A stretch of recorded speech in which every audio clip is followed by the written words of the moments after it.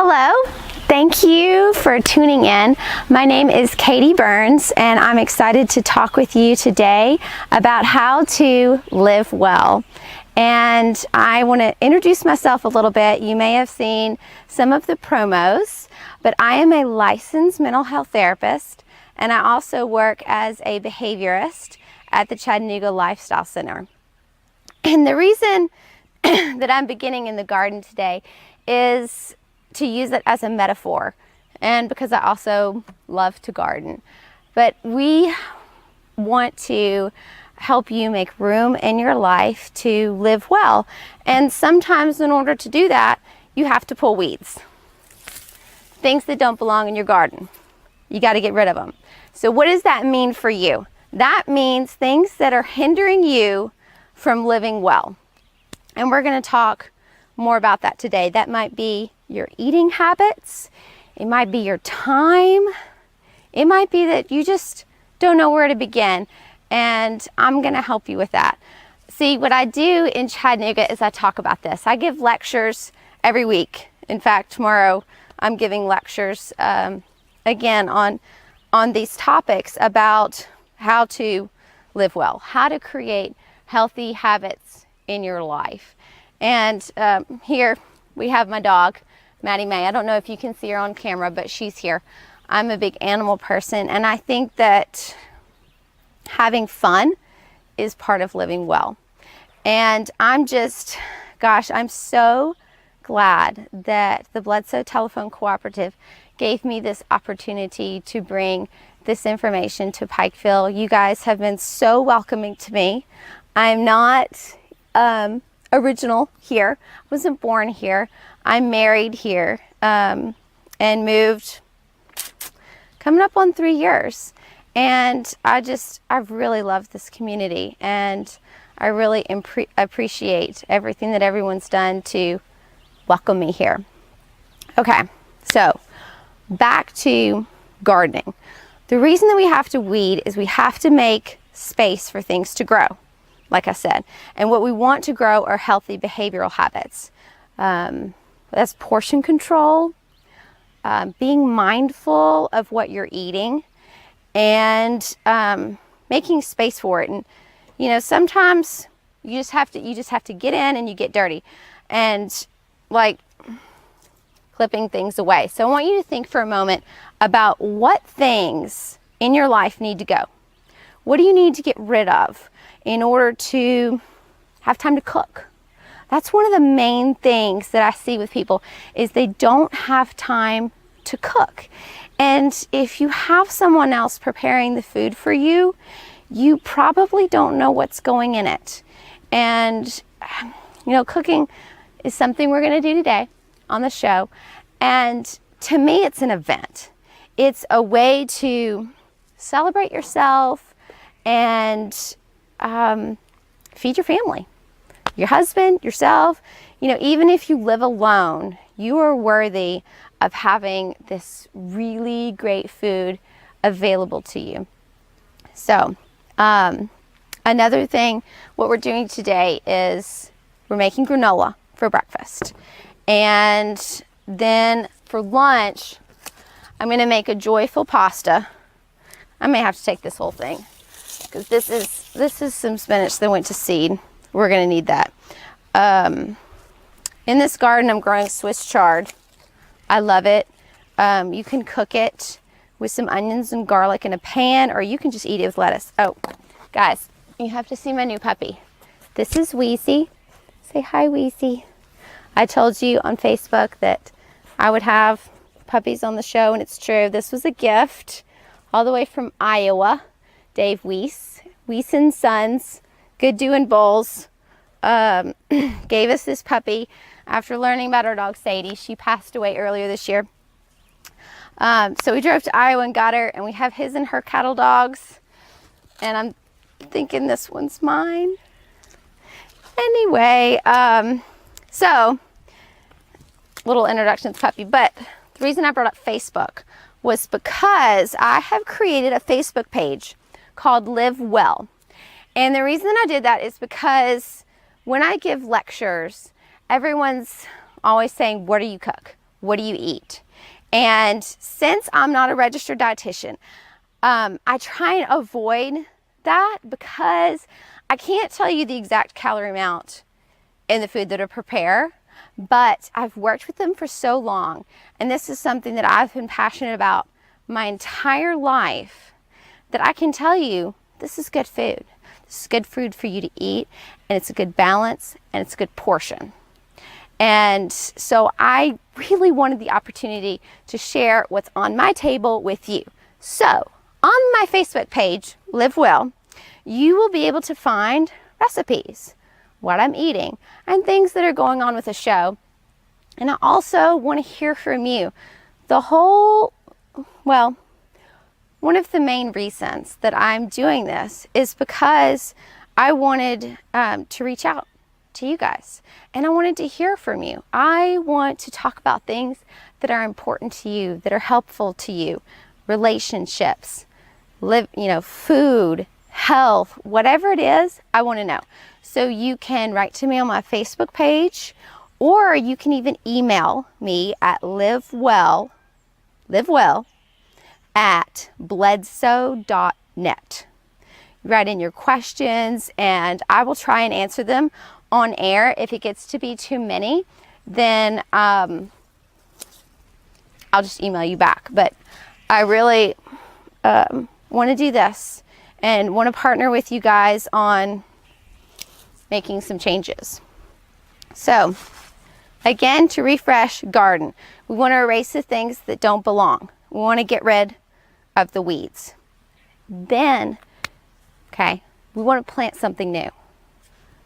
Plant some healthy habits. Plant some things to grow that will be nourishing, like a variety of lettuce. We love eating from our garden. It's really fun.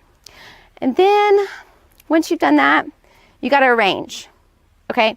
Do you know in gardening, everything has to have spacing.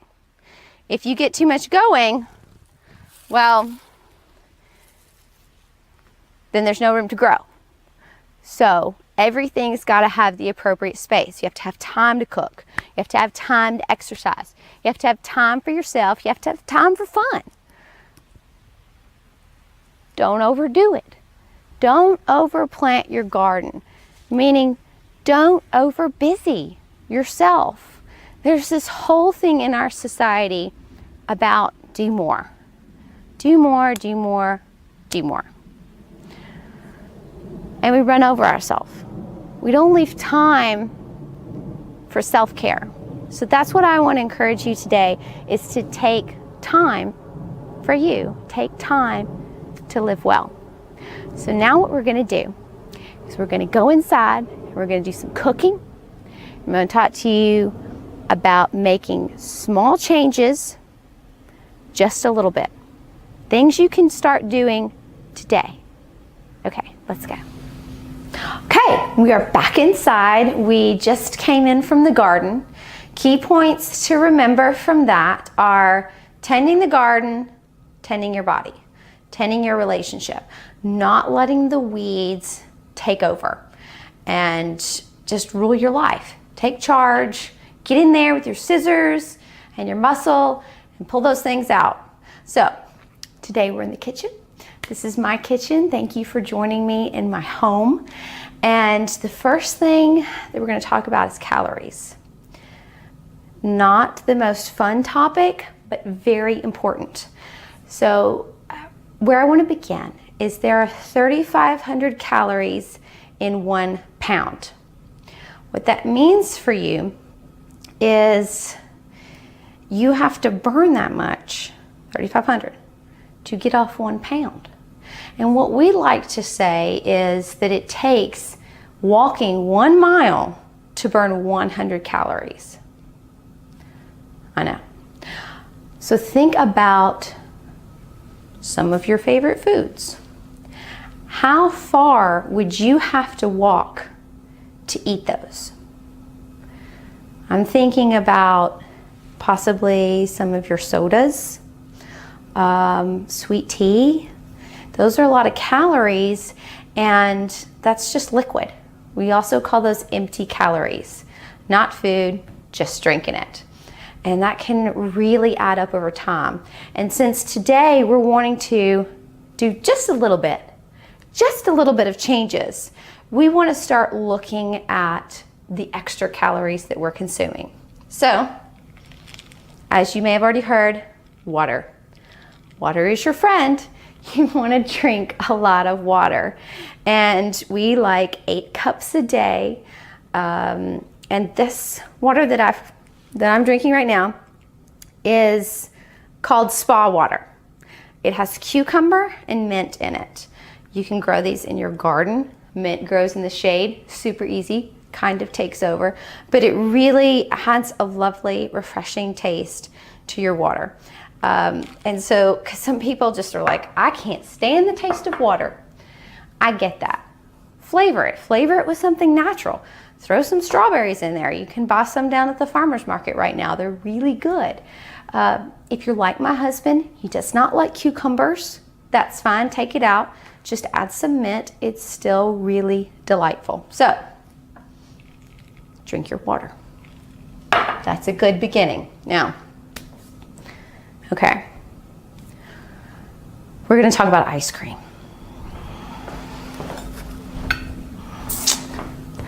Guys, a lot of people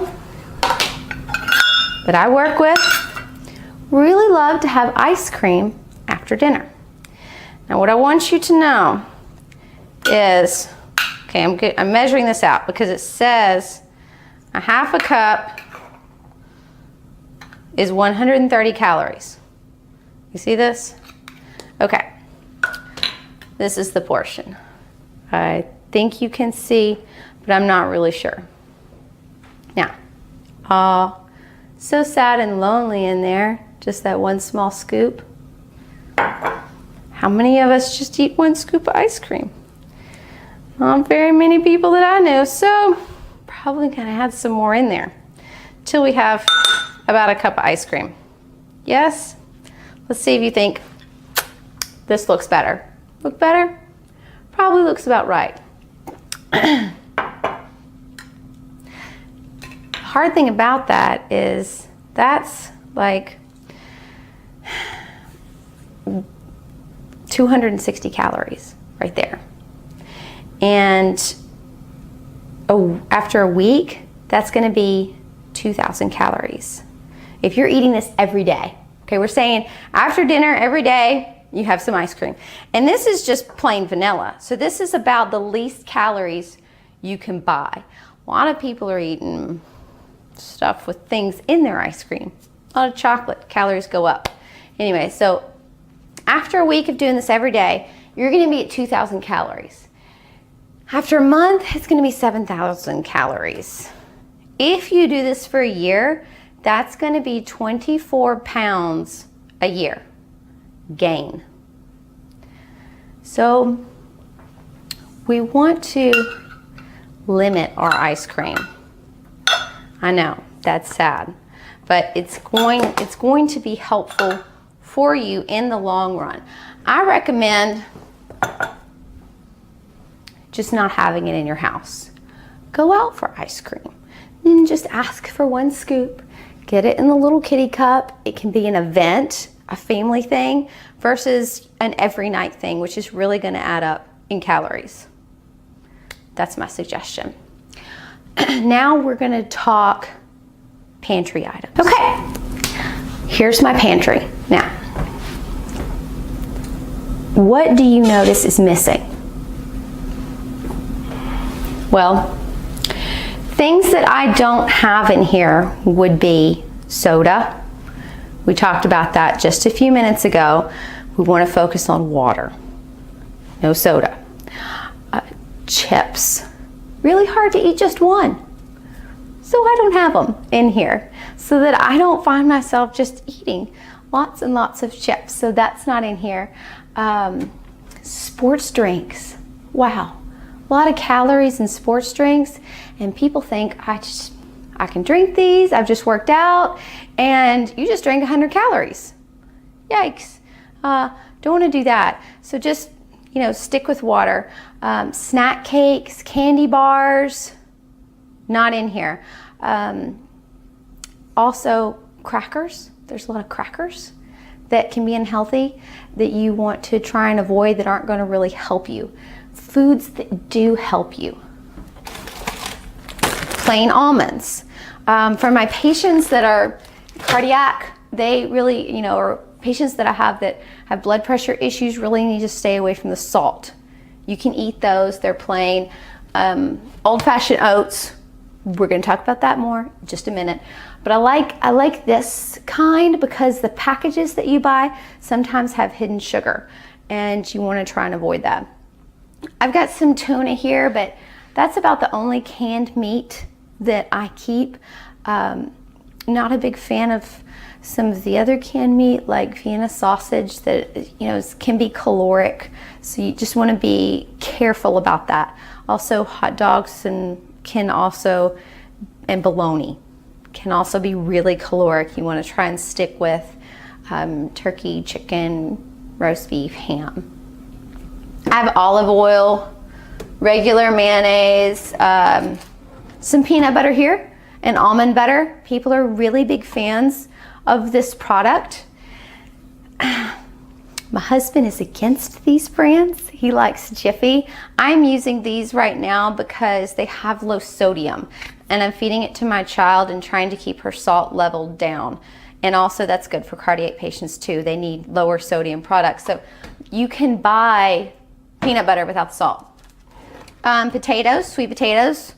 This is the good potato. You want to try and focus on sweet potatoes. I have some beef jerky, and I have some snack bars. I could go on and on about snack bars. People like to use these as snacks, and they're pretty caloric. A lot of times they can be a quick meal. If you throw an apple with them, I don't use them as an everyday product. I use them as an emergency product. And that's just a personal preference. And then down there's my daughter's shelf. And a lot of times people are big fans of fruit cups.